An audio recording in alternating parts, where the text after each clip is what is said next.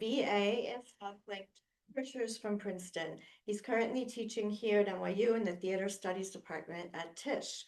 And I'll tell you a couple of his publications. One is the essay, A Creative Revolution in the Classroom, Reflections on Soviet Stages at NYU, in the forthcoming book, Stanislavski and Research Methods, and a chapter entitled Tragedies and Triumphs, Culture and Power in the Gulag Operas of Vorkuta and Magadan, in the book Precarious Identities, Theaters of Refuge and Risk in Russia and East Central Europe.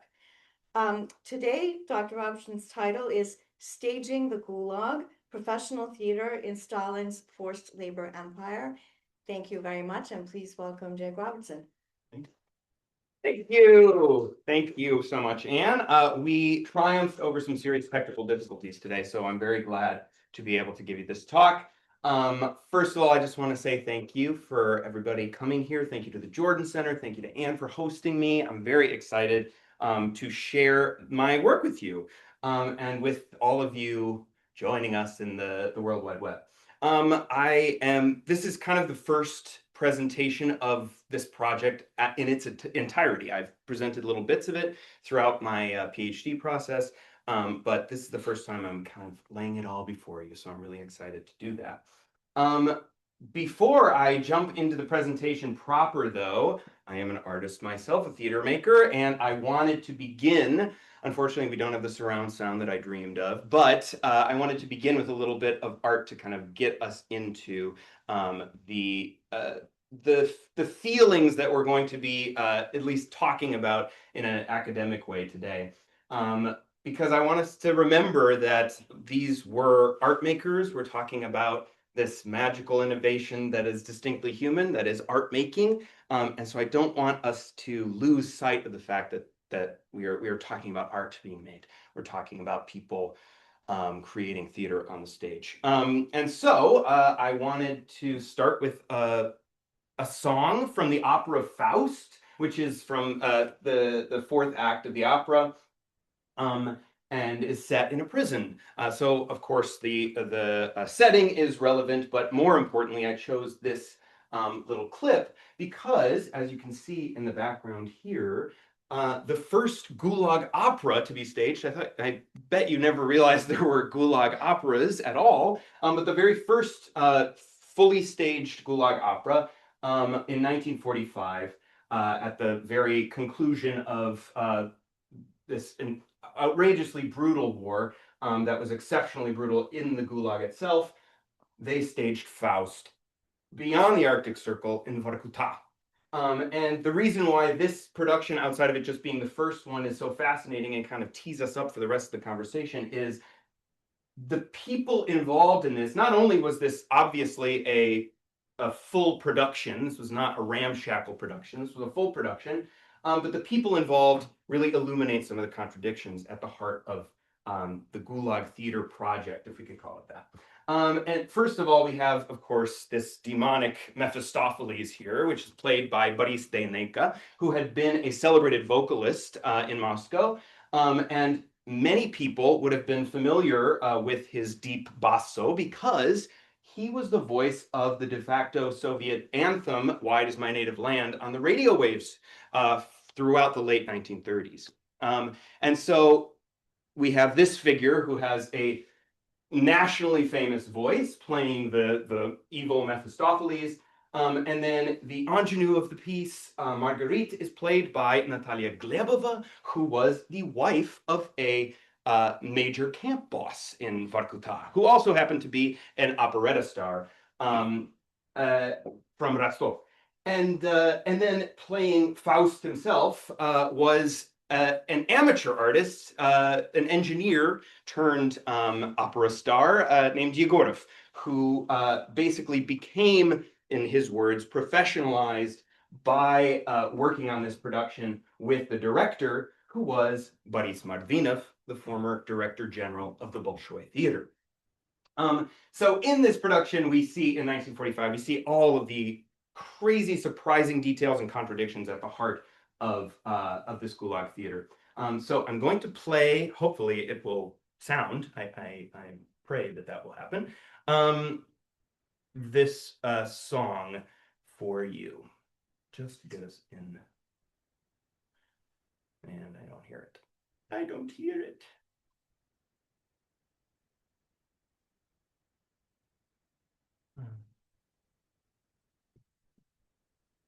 That's regrettable. Oh.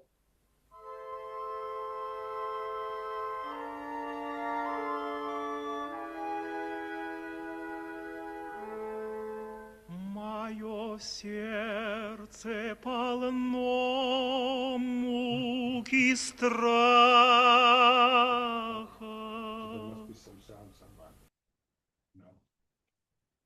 Oh. Okay. So I want you to take this moment. Oh gosh, never mind. I won't say a word. Здесь моей его.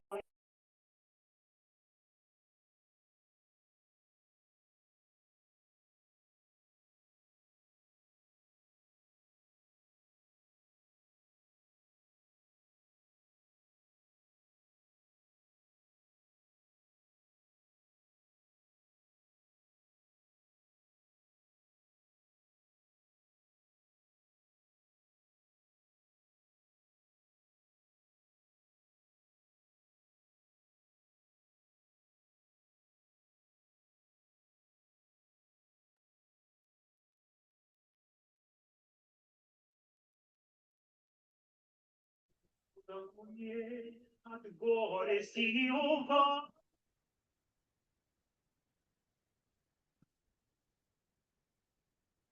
Твое дитя моего, то дитя убило.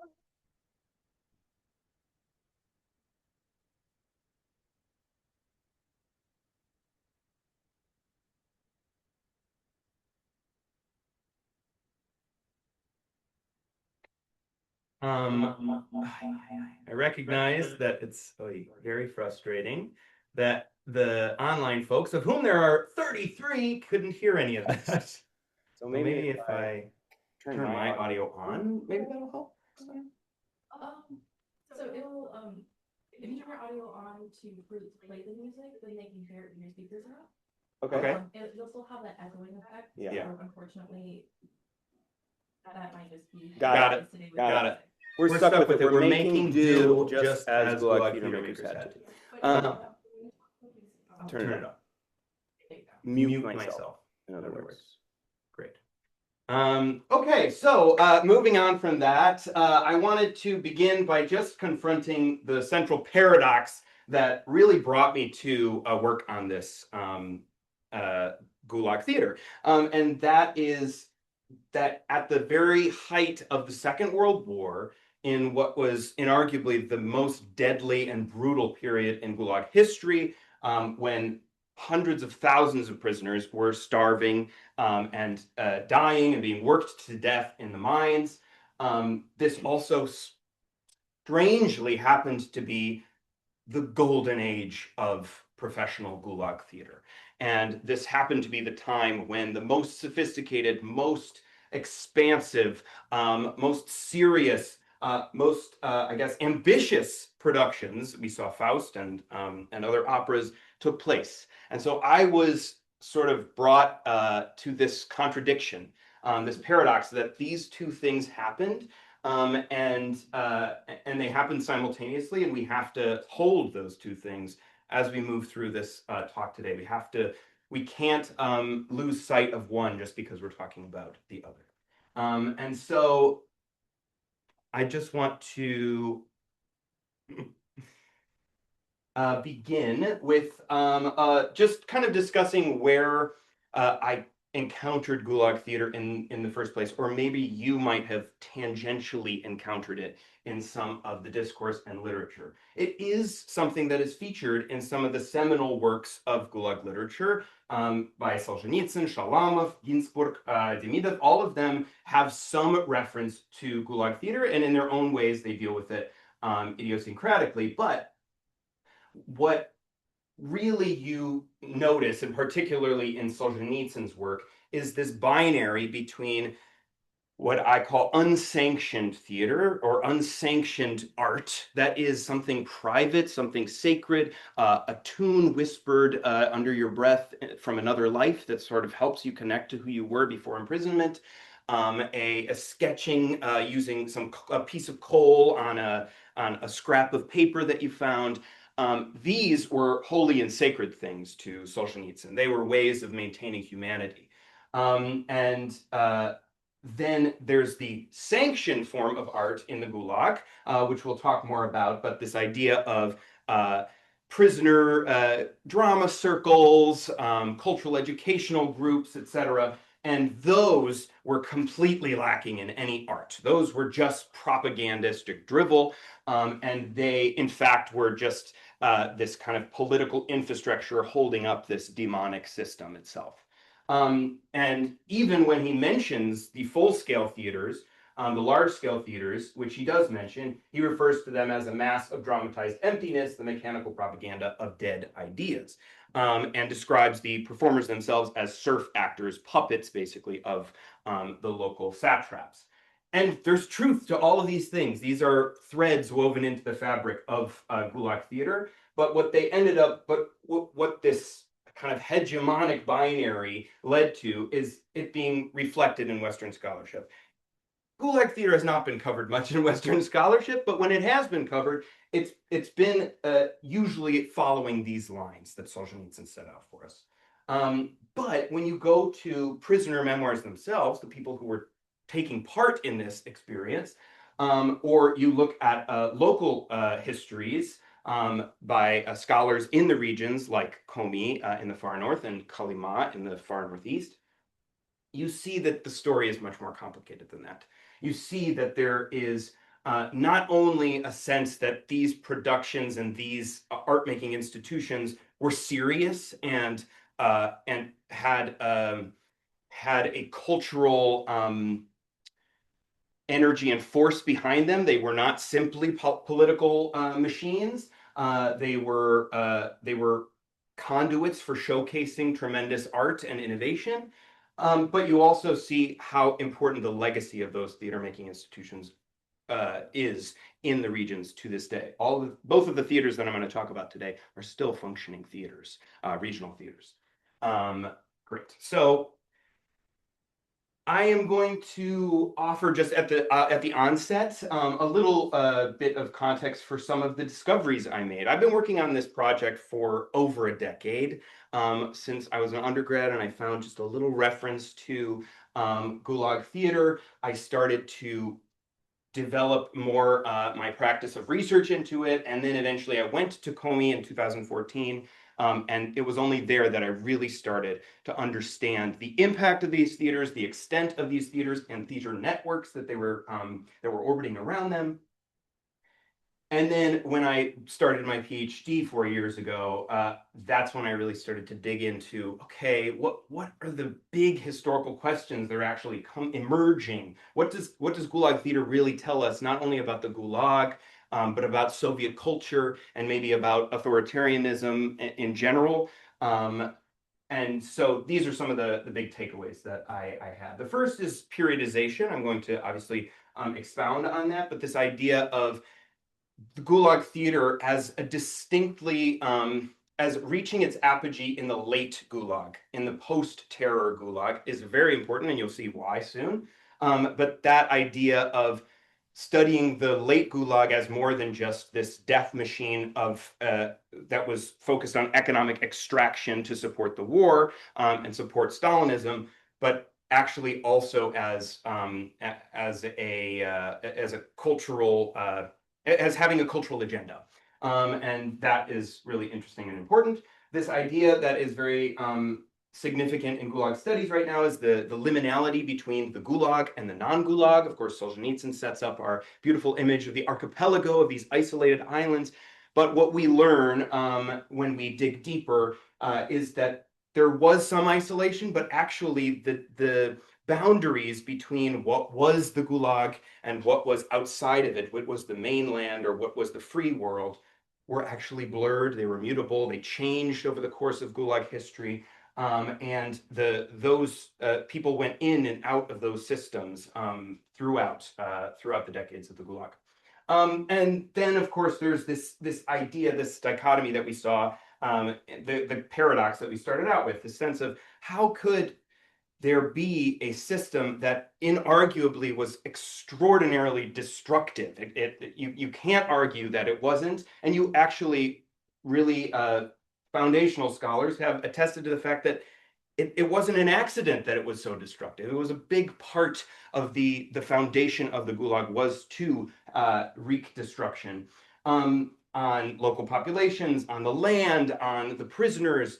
But at the same time, the Gulag was a site that had a constructive agenda. It sought to build roads and railroads and mines, but also towns and parks and schools and stadiums and boulevards and universities and theaters and opera houses. And we need to, in order to understand the Gulag, we have to confront both of those, and we have to confront the fact that those two things collided in this place of human atrocity. And then finally, which I'll talk about a little bit at the end, I would say maybe most exciting discovery for me was the idea that the Gulag theaters were actually the cultural arm of the Gulag's colonial operation in these regions. So at the same time that you had very obvious exploitative, extractive economic colonial goals that were part of the Gulag from its very inception, and you see political goals as well in terms of setting up institutions of Stalinism throughout these territories, and of course removing enemies that could threaten Stalinism in the center. You also see a project to develop a distinct Stalinist cultural identity for these regions. And the people who were doing that, the people who were building that infrastructure were Gulag prisoners. And the Gulag theaters stood at the center of that mission to bring Stalinist civilization to the far corners of the Union. So those are the big things that you can kind of, pay attention to as we move through this history. And I'm excited for all of our questions later. Great. So let's talk about, I won't dwell on this too much, but how was there Gulag theater? Where did theater come from in the Gulag? Well, it actually was in some ways baked into the project from the very beginning. However, it was baked into it in a very specific way, in this idea of cultural education. So from the onset, from the first Gulag epicenter, which was at Solovki in the far north, the idea that prisoners would be reforged later out of criminals, enemies, enemy elements into new Soviet people. And that was at the heart of Gulag propaganda at that time. And one of the tools of that, of course, was labor, reforging through honest manual proletarian labor, but also through cultural and political education. So at the same time that you need to be in the mines building these, enormous canals and dams and railroads in order to reforge yourself and contribute to building communism, you also have to be educated on Marxism. You have to be provided with literacy. You have to receive general education, hygiene, that kind of thing, but also cultural education. You need to be exposed to music and drama and all the other kulturny elements of being a new Soviet person. And so that was already baked in. Newspapers, libraries, drama circles, musical collectives, etc. Those were already there in the black and white of the first corrective labor code. But these were mostly, almost exclusively, contained to what are called what I call amateur performing arts, художественная самодеятельность. So there was no sense that these were going to be professional enterprises. They were, in some ways kind of grassroots drama circles and things like that would be teaching largely the idea was this was to be focused on people with proletarian origins.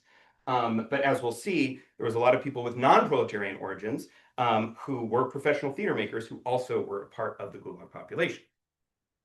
And so at the same time, this is part of my research that I couldn't escape. We're talking about cultural colonization here. At the same time that you see from the very onset of the Gulag, this infrastructure being built for cultural educational work through what are called cultural educational sections or cultural educational departments, which had to be a part of every Gulag camp or camp complex. You also see colonization at the heart of the Gulag project from the very beginning. This sense of especially in regions like the Komi Republic in the far north, the camp in the 1930s that took off almost all of the northern part of the Komi Republic was called Gulag. And from its inception, it had a colonial task. It was designated to colonize, they use that language, colonize these northern reaches. And in order to do that, they would create what were called colonized prisoners, colonizirovanные. And these colonized prisoners could be released from their incarceration in order to settle new settlements, new colonies that were being set up in these far-off lands. And that included both people who were being released even though they hadn't fulfilled the term, but also people who were being bound to this place and not allowed to leave even after they have fulfilled their term, which is really important because that's going to be the impetus for the entire expanding non-prisoner population of the Gulag as we go along.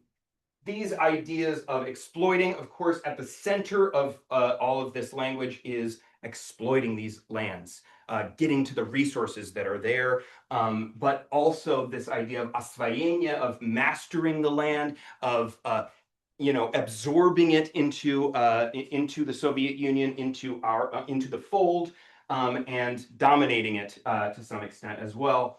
And of course, populating it, settling it. This has been a practice by the Central Russian administration for centuries to send out folks from the center into the peripheries to populate these zones with people who had been acculturated into Russian culture. So from the beginning, we see Gulag colonization is there, and from the beginning, we see acculturation as part of that mission. So this first stage of Gulag colonization, you already see prisoners who have professional backgrounds ending up in the camps. For example, as you see here, we're referencing a protege of Meyerhold, the most famous Soviet director of the time, and artists from the theaters of Moscow and Leningrad. Those are all prisoners that are being referenced. And the idea is that these people, many of whom, this is very interesting for this specific period, we're talking about the 1930s right now. For this specific period, a lot of these people had been part of the cultural intelligentsia of these indigenized Soviet republics. So, for example, in Ukraine, where you had in the 1920s an indigenous cultural establishment created that was wiped out by Stalin in the late 1920s. Those people were imprisoned in the Gulag, and they found themselves, some of them, some really important Ukrainian directors found themselves in Ukhta, and they were showcasing their work at the Gulag Theater, this first generation of Gulag theaters. It's important to say that at the beginning, there was no kind of infrastructural way of categorizing these theaters. They were seen as extracurricular, and by that I mean you had these artists still had to be doing their main hard labor and then rehearsing outside of it. That was how cultural educational work worked in the Gulag. It was never intended to be something you did instead of your reforging through labor. It was something to be done on top of that. But we already see in Komi and in Kolyma the roots of these bosses, basically, who are building these theaters as part of the colonial project, employing these famous artists with whom they're familiar from Moscow and Leningrad. So we already see the groundwork laid in this early generation. And then comes the terror. Okay, so the roots are planted for the development of a professional Gulag theater making system. But in 1937, there's a rupture. And it's recognized, of course, that the terror of, wiped out a tremendous amount of people, including people who were definitely establishment folks in the Soviet administration. It did the same thing even more brutally within the Gulag. So the people who had become the sort of first generation of Gulag viceroys in places like Ukhta, for example, Yakov Moroz, who founded the first Gulag theater in Ukhta, the one we just saw, he was arrested and purged and eventually executed. The same thing happened in Magadan, in Kolyma, the head of Daistroy, there, Eduard Berzin, who had been the champion for colonization across Kolyma, he was purged.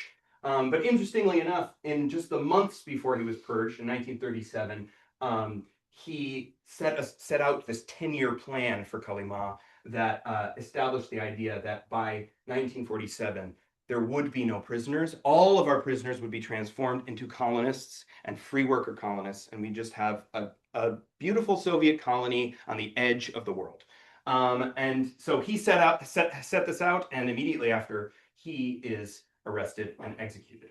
At the same time, we see all the colonies are wrapped up. The colonized prisoners are arrested, or not, they were already arrested, but they were returned to the camps and returned to hard labor. The theaters themselves were closed. Same thing, the prisoner artists were sent back to hard labor.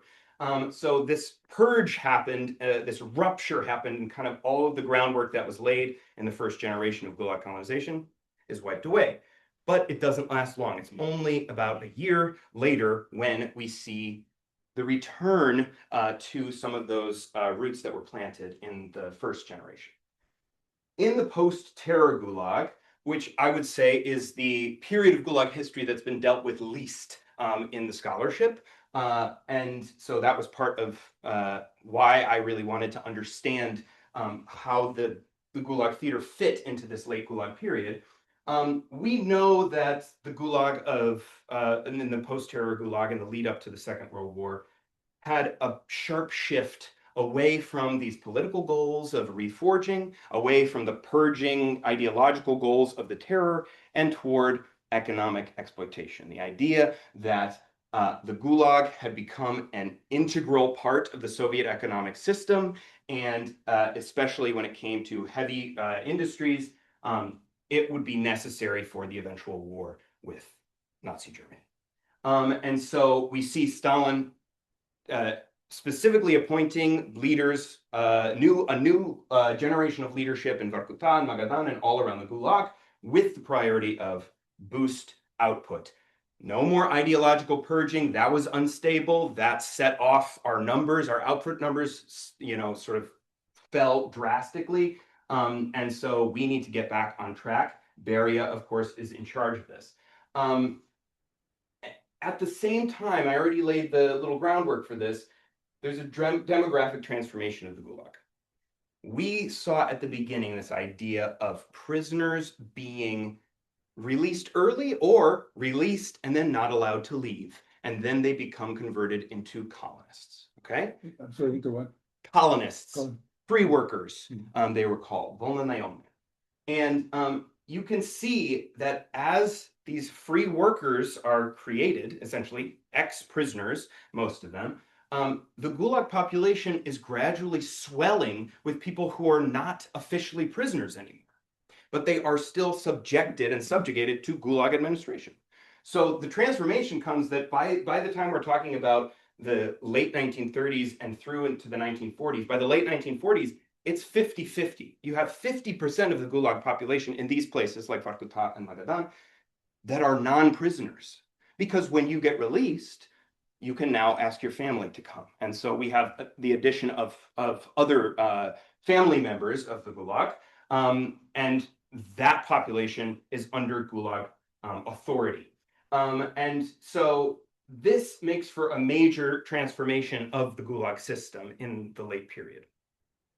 And you see this second generation, really, but I would say the kind of first real apotheosis of the Gulag colonial project. These new bosses who are appointed explicitly by Stalin to run these major Gulag capitals, folks like General Mikhail Maitsev, a hero of Stalingrad, and General Ivan Nikishov in Magadan. These people were appointed, again, explicitly with economic priorities, but as they became governors of territory that had plenty of non-prisoner population, they had to house them, they had to school them, they had to create cultural infrastructure for them. And of course, this was not done in a, out of just the purity of their heart, but also their own sense of prestige as local satraps, as they are identified with the success of not only the Gulag system, but of the colonial operation there as well. And so these Gulag viceroys rise to the top. And what that means is they begin what I call the second stage of Gulag colonization. And this builds on the foundation that is set up in the early days, but now this population has ballooned. It's expanded substantially by the late 1930s and through into the late 1940s. They oversee a colonization program that I kind of break down into three main, I guess, civilizational approaches. So one is, of course, their main priority, which is industrialization. Their priority is to create, in these peripheral regions, an industrial base to extract as much of these heavy resources as they can. But that's not all. There's also this distinctly Stalinist love of благоустройство, which essentially is very difficult to translate, but it's this idea of urban modernity, urban amenity, and urban beautification collided into a representation of Stalinism, right? We see this in Kotkin's work on Magnitogorsk, this idea of the city, the Stalinist city, as this emblem of Stalinist culture and Stalinist civilizational success. So благоустройство is a major element there. And then there's, of course, культурность, this idea that with this благоустройственный city has to be a cultured one as well. And the cultural element is essential to being a new Soviet person. To being a Stalinist person is to be культурный. And so we see, of course, at this time, all of these get synthesized into the rise of these industrial cities on the edge of Stalin's empire, Vorkuta and Magadan. And these are really, you see of course, the industrialization, you see the construction of factories, and there was already mines, but more sophisticated industrial enterprises and more expansive ones. But you also see the beautification of these cities, paving roads, building stadiums and schools and housing, as an expression with flower beds and all that, all the Stalinist accoutrement are found there. And then you see the rise of this new generation of professional, large-scale Gulag theaters that are really at the center of the kulturnists operation.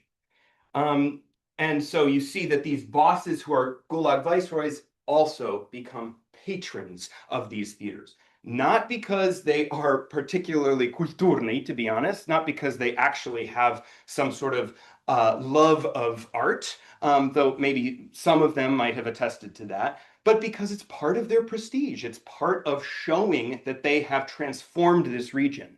And by transforming it, they can show, look, in fact, Nikishov is said to have said after the first Gulag opera, look, there were polar bears here a couple of years ago, and now look at us, we have opera. And so they were really connected to this theatrical operation and investing a lot of resources. That's one of the big questions, right? Why were these bosses, at a time when prisoners were having less rations, when everything was supposed to be as tight as possible, were they investing all of this resources into Gulag theaters? And the only real answer I could come up with, and the reason, because Moscow knew all about it, is because it was part of this cultural colonization, is because it was part of bringing Stalinist civilization. And how do I know that this was sanctioned? Well, because the these cities, these new Gulag capitals, were not hidden. They were being showcased on the pages of Pravda, Izvestia, Komsomolskaya Pravda. All of these people around the country were reading about these new Soviet Stalinist cities. But there was no mention of the Gulag. There was no mention of prisoners. There was no mention of any of the atrocities that were happening, any of the exploitation that was happening. No. The same language that's used about Magnitogorsk is used about Magadan. And so you see this kind of veil being cast over, but that doesn't mean that the Gulag was completely isolated from the Soviet imperial and colonial project. It was very central. And here we see in, you won't be able to hear it, which bums me out. So I'll play it so you can see it, and I'll tell you what you're seeing. This is a documentary film specifically praising Vorkuta and Uchta as these new Soviet cities. This is our only glimpse at Gulag Theater live. This is an actual production of The Daughter of Madame Angot, a French operetta.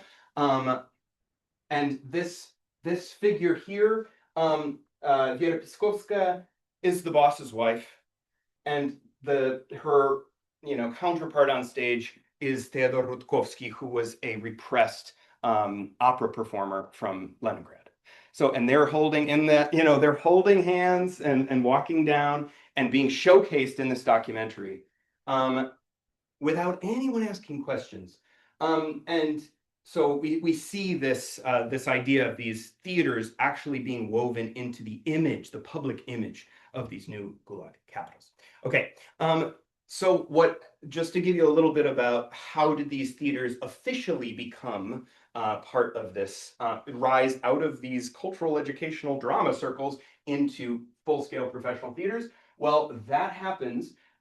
First, we see a more extensive purge of the cultural intelligentsia, the Soviet cultural intelligentsia, from the mid-1930s all the way through the 1940s and through to Zhdanovshchina. You see cultural intelligentsia who are establishment figures from the highest ranks of the Soviet theaters being repressed. So they're going from being essentially mouthpieces or cultural capital makers of the Stalinist system into its enemies. But they find themselves not gone, not disappeared, but now in the Gulag system. And they initially are gathered into kind of, I guess, a more sophisticated version of the cultural educational group, which is called a cultural brigade, Kultbrigada. And the cultural brigades were explicitly professional. They start to appear in the Gulag orders and memoranda, mostly as reporting this is happening rather than we are asking this to happen. In Moscow, they're saying there has been a cultural brigade formed in Ukhta, rather than saying we have sent someone to organize a culture, right? So they're reporting the fact that cultural brigades are being established, generally still quite small, 15 to 25 people, all have to have professional background, and importantly, no longer extracurricular. Those people, that's their job now in the Gulag, is to create culture and to use theater both as an incentive for performing better and producing, but also as a means of entertainment for the non-prisoner population. But those are explicitly prisoner ensembles. Then you see, as these bosses are building their Gulag capitals, they decide, wow, all of my my cultural resources are going into these prisoner brigades. Why don't I repurpose them for my new colonial town? Why don't I build a free worker theater? And so what you see all across the main insight I have from this is actually through complaints from local cultural educational groups who are saying, the boss has taken all of our resources to build this theater for free workers. And this goes against the Gulag mandates, you know? And so I was seeing that this was happening because the bosses would take the personnel, they would take the resources, they would take the props and all sorts of the musical instruments, etc., speakers, lighting equipment, and they repurposed it for a free worker theater. And what's a free worker theater? It's a theater that is constructed not inside the camp, but outside in the town, in the new Gulag capital that's been built. And these are often quite, I mean, to be honest, they actually were pretty shoddily built, and they fell apart quite easily, but they looked very beautiful. They had a facade of kind of ornateness to them, as you can see. And they were explicitly performing for non-prisoner audiences, so this growing free worker population. However, the people who were performing were, in some cases, majority prisoners. Other cases, they were ex-prisoners, and as we saw, they could be bosses' wives, they could be wives of prisoners who had been released, whatever. There was this was a place where Gulag and non-Gulag really came together, on backstage and on stage. And so that was the kind of rise of these new free worker theaters. And again, we see no sense, despite all the complaints, no sense from the main administration that they are cracking down on this, that they're seeing there's anything wrong with this. There's no response to all of these complaints. So they must have tacitly approved it. Great. So I want to speak to this cultural colonization angle because I've been using this idea of colonization and cultural colonization. This was not simply transposing Stalinist culture onto an empty space, okay? This was also interfacing with the indigenous population there. This colonial job of the Gulag, and as gulags became colonies out in the periphery, they also became the administrators of these indigenous groups. And this took different forms. I don't have time, unfortunately, to go through all of them, but in a place like Komi, where there was an indigenous government already set up, a Komi indigenous government that had been set up and preserved, that meant that the interaction between the Gulag theaters and that local government was distinct and different than, for example, in Magadan, where there was no indigenous governance. The only governance was Gulag. However, even in Komi, and this is the important cultural colonial element, the cultural hierarchy was maintained. So the indigenous culture was subordinate to and more backward than the Russian culture, the center culture, the Stalinist culture that was being recreated by these Gulag theaters. And in fact, the dynamic was very clear. The local indigenous troops were to be learning from the professionals who came from Moscow. They don't always say why they came from Moscow. It wasn't voluntary. But nonetheless, that dynamic was very clear. And so in Komi, you see, even in the histories today of culture in Komi, the fact that the Gulag theaters are woven through, and not only woven through, but shaped cultural life in those regions and continue to shape cultural life in those regions.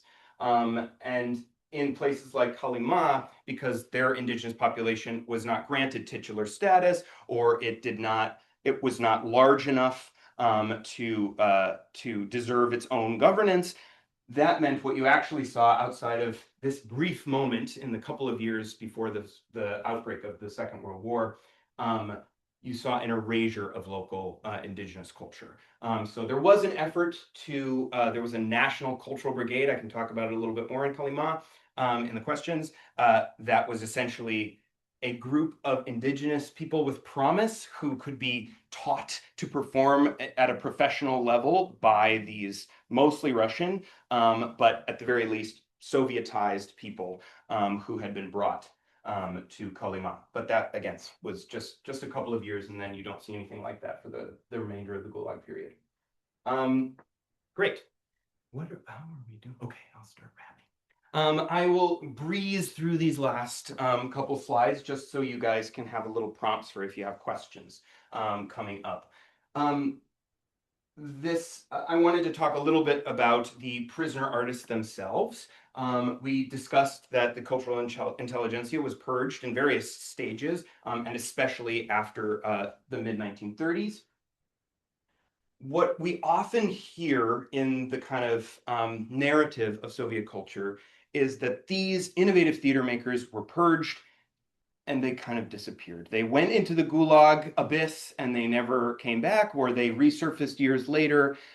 But the idea that they continued their theatrical and professional careers into and beyond the barbed wire is almost never recognized in the kind of mainstream narrative of Soviet culture. But what I found was actually these people who have been sent into initially sometimes exile and then into imprisonment entered what I call the shadow circuit. So one little example to carry us off so you have someone tangible to lock onto is Leonid Varpakhovsky, who was a very well-respected director, the protege of Meyerhold, and he was exiled as a Trotskyist in 1935, sent to Almaty in Kazakhstan as an exile. But there, he began his interfacing with cultural colonization, with Soviet cultural colonization, because a Russian drama theater had just been established in Almaty at that time. And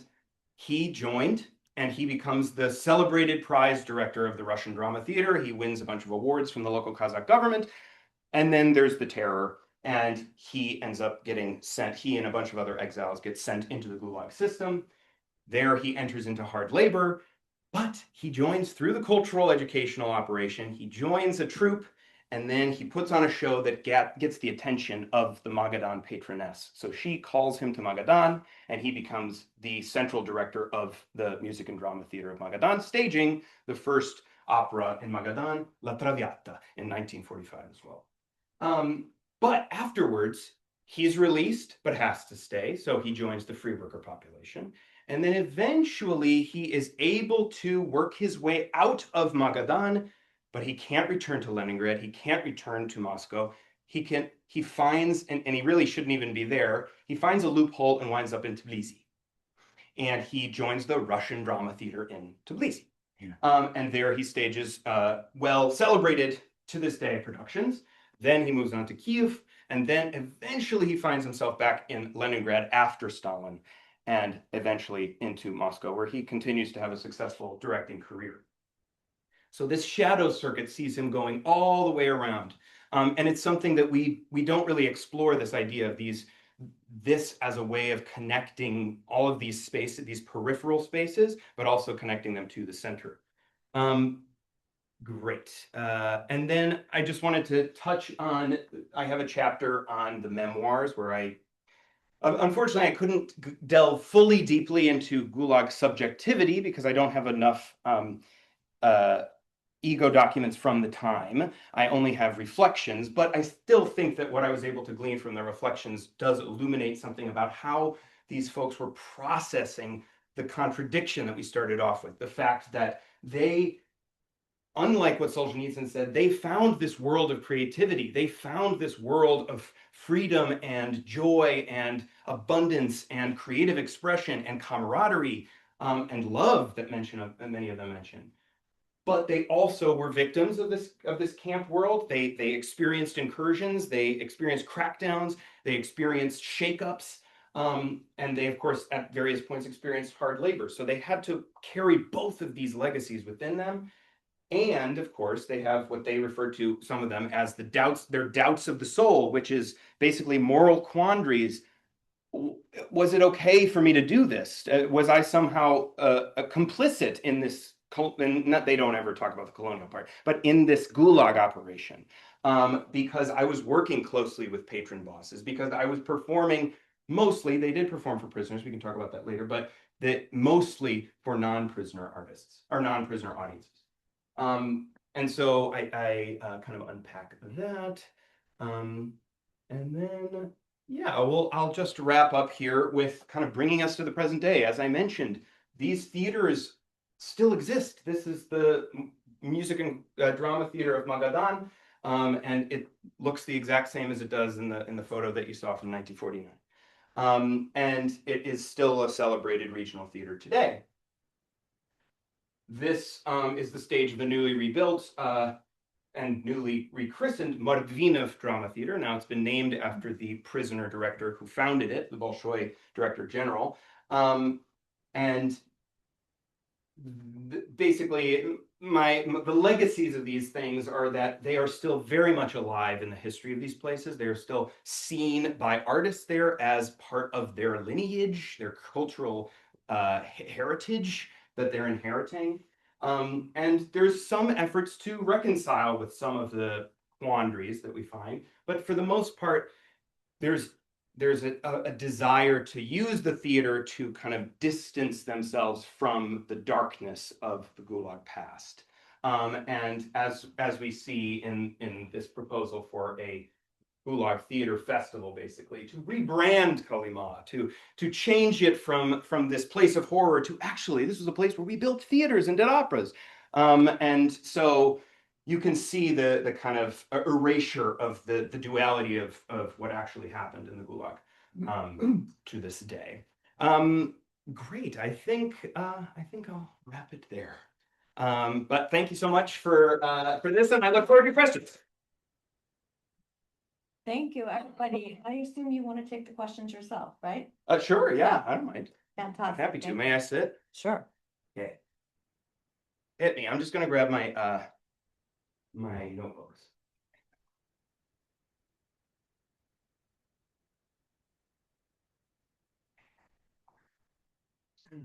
All right.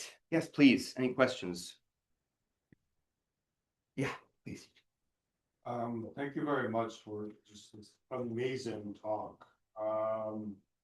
I have a couple of very small and specific questions. Yeah. So the first one, it's outside the main period that you focus on actually about the 30s. Yeah. And then I'm wondering what happened to theater directors like Kurba. Oh, yeah. Yes. Kurba's actually is also another example. Yeah. Or Boris Kotzman from Of course, yes. I will talk all about. who Buddy Scotsman or Nikolai? buddies. Oh, okay. Who worked in the camps in the 30s. Yeah. Do you know anything about what happened to their aesthetic? I mean, it must have changed dramatically. Yeah. That's a great question. So with Terentiev, of course, is earlier. Yeah, this earlier period, there are few people that I can trace through different generations of Gulag theater, but there are some. In fact, there's one named Georgi Katzman who is in Magadan. And he started off as a kind of avant-garde playwright who was repressed in the 1920s, sent to Solovki, eventually was released and then sent back into the camps in the 1930s, and then eventually became one of the founding directors of the Magadan Theater. And so his aesthetic probably changed substantially, but he was sort of shaped by this early period. I might be thinking of him. I might have. Yeah, of course. Georgi Nikolaevich, that's what it is. And I haven't actually, and this would be a great thing to kind of trace, but he proved to be have a very foundational role as the kind of founding father of the Gulag theater in Magadan. Even though he had been through so many different iterations of Gulag theater, and through the different generations of the Solovki and into the 1930s and then into the 40s and 50s.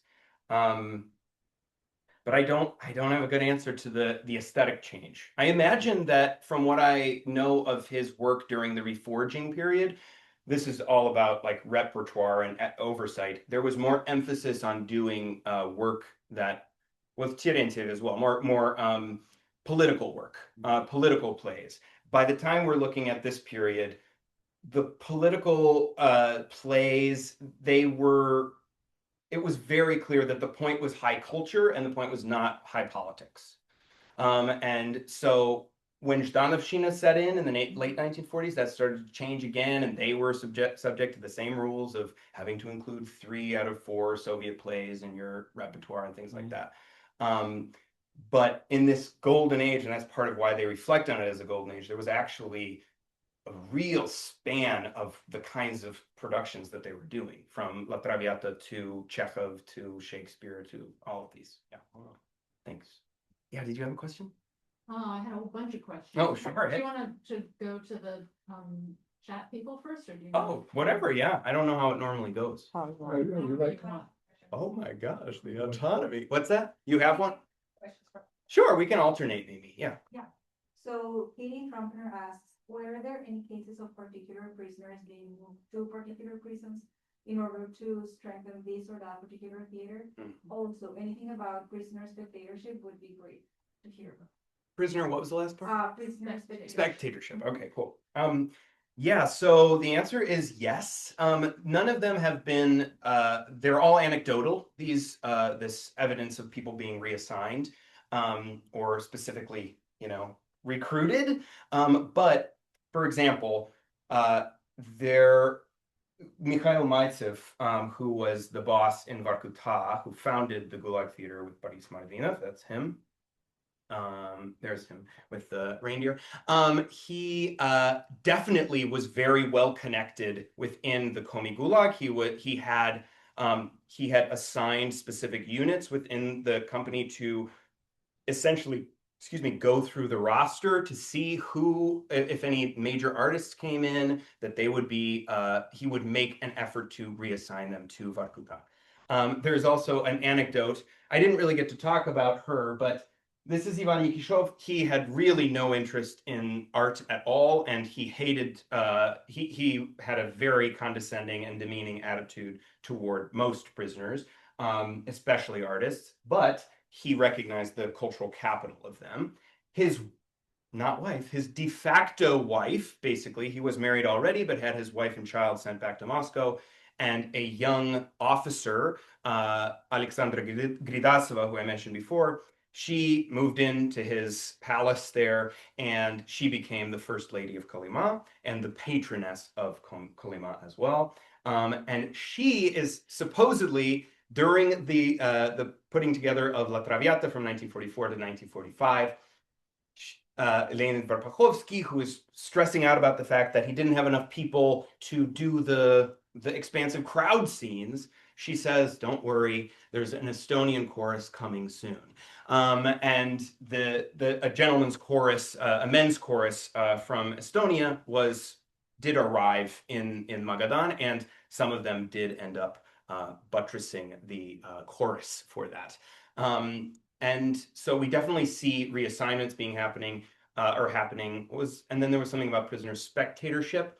So this is the interesting thing. Prisoners were in the audience, both when it came to the cultural brigades, which continued to operate in tandem with these free worker theaters, but also the free worker theaters themselves would tour. This is something I didn't get to talk about, but they toured all around these places. They toured all around the far north, all around Komi, all around Kolyma, and they would perform at mining sites, they would perform in canteens, they would perform on site, and where there were Gulag prisoners and non-prisoners working side by side, and so they definitely performed for prisoners in that context. And I will just say this in terms of their reflections, everyone mentions that. They always mention, but the rare occasion when we got to perform for other prisoners was the most special, and we could see how important it was for them. And of course, they probably understandably had their reasons for pushing that to the fore, but there was a lot of emphasis on how important, especially Tamara Pitkevich, who you saw, she went from being a spectator to a performer, and she got to see both sides of that. And she talks about how, when she was a spectator, how transportive it was, transcendent it was to see this world, to be in this horrendous situation and then see this world come alive on stage and have that escape for a brief moment. But the only thing I'll add to that is the fall afterwards, the collapse back into the Gulag world, is also described as excruciating, as extra painful, because of having reached for that kind of liberation and escape. Yeah. So yeah, let's do it. So my question was in part following on the spectatorship question. Great. I'm interested not only who were in the audiences at these different times, but I'm actually less interested. I mean, it would take you hours to answer the different iterations and the different, Sure. all the different phases. I'm interested for the moment less in a literal answer to the question than in thinking about the theoretical audiences for this project, the theater project over the years. Yeah. And there are two photographs that you showed in particular that helped me think about this. Okay. One of them, I think it might be right before this, of the Gorky Theater. It's not right before this, of the Gorky Theater in Magadan. Oh, yeah. And it's got a little kid holding there. the hand of a big person. Yeah, who happens to be a Czechist, probably. So this is a very common trope of architectural photography in the 1930s, Interesting. where this massive, new, fabulous, impressive building is all the more massive, new, impressive, and fabulous because there's a little child. Yeah. And the disparity in scale shows us the thing in the background is really important. Yeah. And it's obviously there's, you know, the child is the future Soviet. Yes. All that kind of stuff. Of course. So this suggests to me that there's an audience for this photograph. And this is something that's meant to circulate the way, you know, USSR in construction is meant to show us what's. The other photograph is when you mentioned, you don't have to Yes, find it, but where you mentioned that the theater was actually pretty shabby, but it was built to look like it was fancy. Yes. That's a work of architecture that is built for photography. Yeah. And Wow, that yes. photograph is created for circulation. So in some ways, I think what really interests me is that you're talking about, you know, you're clearly very invested in the fact that this is art. You keep using the word art. Yeah. And you use the Solzhenitsyn, I think that opposition at the beginning really beautifully to say, is it really art or is it, Right. you know, is it amateur or is it professional? There's Yeah. always this very Of course. careful distinction. Yeah. But the story you're telling is a Yeah. whole lot messier. Of course it is. Yeah. Like Yeah. everything that you say is a fudge of Yeah. Yeah. those distinctions. Yeah. And I think this is the art form that has an audience and that is nothing without its audience. Of course. Right? Until somebody walks in the room, there's no theater. Yeah. You gotta have somebody watching you or Yes. you're not in a play. Yeah. Yeah.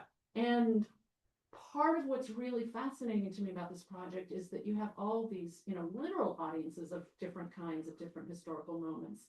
But you also have something that's being created in order to prove that it's been created. Prove to whom, why, at what is the use of having this image of a theater? We built this is happening. And that seems like a really crucial kind of theoretical nexus within all of this that. It's cool. Yeah, thank you. I really love it. I obviously there's a lot for me to work on more, but I think what you've just said makes me think of how these theaters were being showcased in the national press, right? And in some cases with photos. For example, this one here, which is in Aganyok, this is all of these buildings from Vorkuta. No mention of the prisoners again, of course, but this idea of this is being shown to the Soviets, to normal Soviet people, readership, to take pride in. Wow, we've transformed. A lot of times there would be, look what was here in 1937, look what was here in 1947. So the Stalinist transformation. I mean, when I teach the Soviet Union, it's all about the narrative of transformation. And so this idea of transforming these lands, this barren landscape, of course there were people there, but is really important. So the audience, I think, when it comes to these photos and things like that, and documentaries and other, there were many strange little things. I mean, we saw it with Bellamore Canal, that's like maybe the best known propaganda piece that's circulated outside of the Gulag, but it's clear that this kept happening, but without being acknowledged that it was the Gulag. It's still Stalinist civilization, but it's not showing that actually this is only through terror and through repression that we're able to have these things. Yeah, so, and the audience, just like to think about the specific audiences for a second, is there's, just like there were people from Moscow theaters who were performing, there were audiences from Moscow theaters who were in the audience. not usually the bosses. I mean, some of the high-ranking bosses would have seen shows at the Bolshoi and things like that, but I'm speaking of ex-prisoners specifically. And so they would often talk about in these memoirs the level of sophistication amongst their audiences. Sometimes there was a narrative of acculturating the audience, a narrative of actually through exposing them to these things, they have higher culture. And other times they're like, these audiences demanded really high quality stuff, so we had to do it. We had to continue to build and be ambitious with our art making. Great questions, though. I'm excited to talk. Is there maybe another one online? Thank you for the presentation. I am curious about how prisoners were chosen to work in free worker theaters. Was there some kind of casting process? How many people were allowed to leave the camp and return? And then how many people were, how were those theaters perceived in the 2000s and 2010s when the theaters in Magadan seen as social traumatic history, 2000 and 2010s? Yeah. Okay. I'll start with the first. Just remind me what was the first bit? The first bit was about the casting process. Yeah, okay. I'll start there. There was casting. Initially, it was kind of if you had any relation to the theater, you might be and someone could vouch for you, you would be admitted. But at some point there was casting happening where the Katzman, for example, might be sat down with a new person. Actually, the person I'm thinking of is what's his name? Zhotsov? I don't. He was a famous film actor. Later, started with Zhonov. Georgy Zhonov, I think was his name. He was in the camps. He was in the hard labor, and he had been brought out of it to essentially audition for the camp theater at Magadan, and it might not have been Katzman, it was a different director, but talked about how he was performing a Chekhov monologue, and he could see this person who had been a sort of vychodyaga, this like goner before him, transformed into, his eyes lit up, and he became a new person, and he found his humanity again through that experience, and he knew this was an amazing performer. And so that's the kind of like, there's other like casting that happened where it was like musicians, for example. This was not just performers, musicians, directors, set designers. A pianist would come in and he would have to orchestrate a score right off the bat, or he would have to have a performer would be singing and he'd have to notate it right away. And so there were definitely serious audition processes happening. And like we talked about, the kind of recruiting network was major as well. But a lot of it was if you knew someone from previous theater experience. And then the last one I got was something about the 2010s. Howard. So how were those theaters perceived in the 2000s and 2010s? Were the theaters in Magadan seen as Soviet traumatic history, and then as well as Got it. Dramatic history? Traumatic. The synergy there is very interesting. More seen as dramatic history, I would say. Local drama history. That's when, from the late 90s and the early 2000s, local historians were writing the history of these places and the cultural history of these places, and the Gulag theaters were woven right into those histories. The performance, it gradually, because of course people weren't always quite forthcoming about their Gulag experiences. And even in spaces here where in places like Vorkuta, you have the descendants of bosses going to school with the descendants of prisoners. There was a sense of not wanting to cross that boundary. But there was something about the theater that felt like a safe space to celebrate that legacy, I guess, or celebrate it's the narrative of triumphing over the adversity of the Gulag. Though, as we see now, it's being just railroaded into this is our glorious history that we have, and without mentioning once again the atrocity. Yeah, so I think it was somewhat complicated because at the same time they're reckoning with the Gulag history, with local memorial and Pokayanian in the case of Komi, and there's great scholarship on all of that. That I recommend. Tyler Kirk is someone who comes to mind right away. But in terms of the theater, they were there. I would say it came later when they started to actually process the contradictions at the heart of the theater, and by the time they started, it was quashed pretty soon after. Yes, please. Can you talk a little bit about the memoirs that you say you drew on? Are the memoirs all by people who were theater practitioners in the Gulag, or Yeah. are there memoirs from ordinary spectators too? Yeah. So I draw from a slew of memoirs. Some of them are just people mentioning the theater, and I wanted to get a little bit more insight, or for example, mentioning the bosses, or I was trying to understand the personalities involved here. And but mostly I was drawn to, of course, and analyze in my chapter the memoirs of people who took part in it, because I wanted to see. That's what first of all drew me to this project. I started reading those memoirs and felt connected to these people as an art maker myself, maybe. And I could see how important it was for them to hold that artistic memory for themselves. But as I started to find patterns, that's when I really wanted to dig deeper into what that experience, or at least what reflecting on that experience years later. I always have to couch it. I would love to tell you exactly what it was like to be a Gulag theater maker, but I can only kind of guess through their later reflections.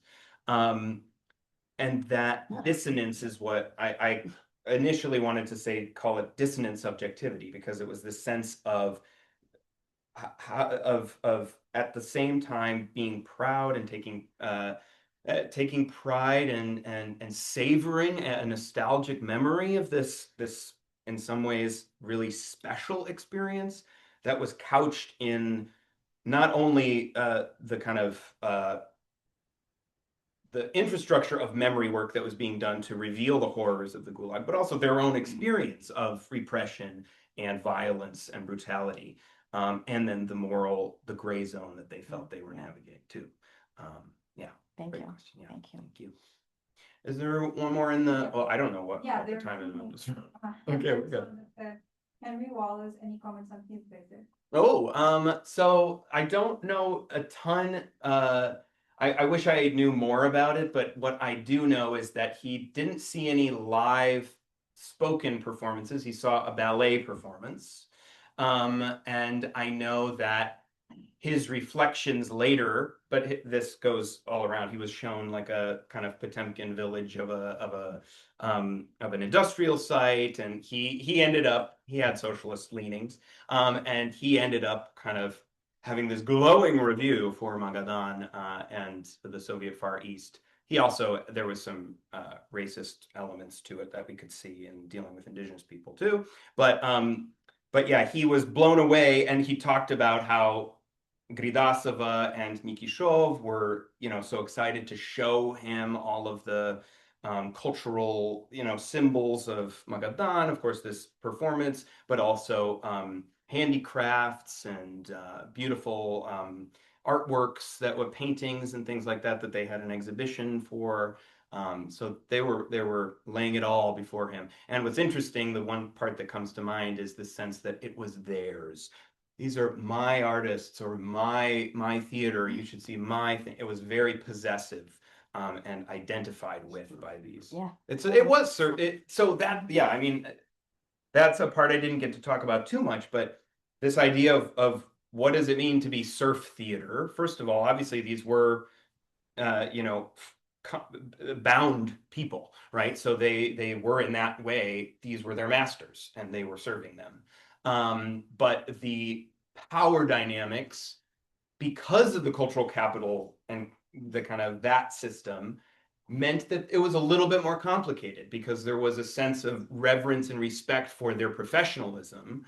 And so in that way, it wasn't quite the same as pulling someone out of a field and training them.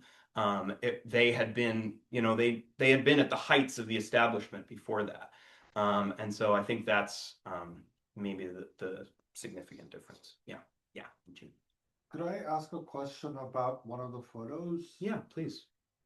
There was a detail that struck me in one of the early slides, maybe the third slide or something like that. You have a photo of, this. Yeah. Okay, what kind of a special settlement is there in the Soviet Union named Ithaca?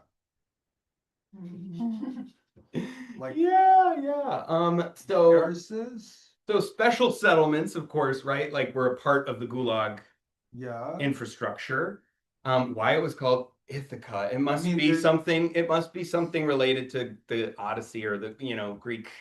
I'm guessing. I mean, it's just weird. It's because very they're weird. usually named like Red October. Right, This is- right. Or some, bastardization of an indigenous name. Yeah, I would love to know more about this. This, of course, is not my specific zone, so I managed to find a drama circle photo from the 1930s. But I think, I mean, they already had Greek purges. Yeah, let's- in early 20s. Right, So right. what New York was. Maybe. Yeah, It's just It's just really weird. incredibly weird. I've never It's seen really that. Yeah, I mean, journey and arrival, right? Struggle, Well- adventure, yeah, and then arrival. I mean, this is No, I mean, it makes sense. It just doesn't it's just not Soviet vocabulary. yeah. but that's the other paradox. Do you Right. mind if I interrupt? Or that's the other paradox of the whole thing, because you present this as a series of paradoxes, as you should, Yeah. and binaries, as you should, and as you say yourself, it reveals something, Right. right? It's an optic, Right. but you're also saying it's not adequate. Right. And I think we're all reaching for, well, what else, how else could we say this? Because there's something very, we don't have a vocabulary for it, and we don't have a conceptual framework for it, Right. which is, I think, what you were getting at as well. In this particular case, this idea of, transformation, right? And yet at the same time achievement, right? Mhm. And the one about movement and the other one about stability. Yeah, Which is also an embedded contradiction of Stalinism, I think. absolutely. Um, Yeah. Reality in its revolutionary development. Yeah. Right. But then it stops, Yeah, right? yeah. In a certain regard, because you've achieved it. Right. 1936 Constitution and all that stuff, Yes, right? yes, yes. And then the whole idea of the contradiction of the free and the unfree labor, Mhm. right? Redeemability, but the people who think they should be redeemable are themselves shocked, right? Right. And I'm sort of in my mind, I'm trying to think, how we look at it as contradictions, Yeah. but imagine if you were there, would you see it necessarily as a Mm-hmm. contradiction? I mean, this is it, right? This is Yeah. our city, like it or not, right? I mean, this is the life we have. These are the opportunities we're given. Yes. Yes. And if we're gonna do opera, we're gonna do opera. Yeah. If we're gonna dig in the mines, we have to dig in the mines, right? You know what I mean? Yes. So does it look contradictory to us only, or to them as well? Yeah. Well, I Yeah. don't think it looks that contradictory. to us. Well, to me, I don't know how it looks. I think of it as more, I mean, The it is original slide, yeah, I agree Yeah. with you. it is but the kind original of slide is paradoxical at its contradictory. onset, but I agree with you. it's more of an interweaving of these two things. That's what I guess, as opposed to a dialectic, Yeah. but an interweaving of destruction and construction, and how actually the same people who are the hegemons of the destruction are the people who are building the theater. And so those and who are who would go up to a convict who wasn't working and shoot him in the head is the same guy that would engage in a lively conversation about creating the world of Faust on the stage. How is this the same person? Because we're all humans and we actually we want to be able to put these people in their boxes, Yeah, but we can't, because actually history is human and as complex as we are. and their emotion. And their emotion, yeah, and they're evolving and changing or compartmentalizing, or as we all do. Performing. Yeah, and performing for sure. Everybody was. Yeah. Yeah. There's one last question. Okay. Yeah, Is that- did the Soviets take any ideas from Roosevelt's WPA? Oh. Did they take any ideas from him? I don't have any evidence of that. I can see some, I guess, overlaps or similarities, maybe, but this felt like the idea of reforaging and using prisoner labor and things like that was coming both from a colonial heritage in Russia and the Russian Empire, and a distinctly Soviet desire to transform people through labor. That's my best answer. Do you have any connection between the WPA and the Gulag? I thought it was reverse. Oh, yeah, okay. Yeah, that would make sense. I mean, it was full of sympathizers and Yeah, communists, exactly, right? yeah, And they yeah. looked at Stalinism as their, the Yeah. model, right? Yeah, and they would have had Belmore Canal. They probably would have had access to it. It was translated to English and things like that. So the propaganda they had access to. Mhm. Yeah. I found the Ithaca. What does it say? Поселок городского типа в Могочинском районе Забайкальского края России. Oh, wow. So weird. There must be a reason, or maybe it was a boss who had read that, read the Odyssey or something and was excited. Established in 1938. Wow. Okay. Well, we'll get to the bottom of that. It's a new article. I should say this is all being, this is my dissertation, but it's coming down the pipeline for as a book soon. So it will be readable soon. Well, with that, Yeah, thank you so much. Everybody, sorry for the technical difficulties, but I'm happy to circulate the PowerPoint if it will be helpful.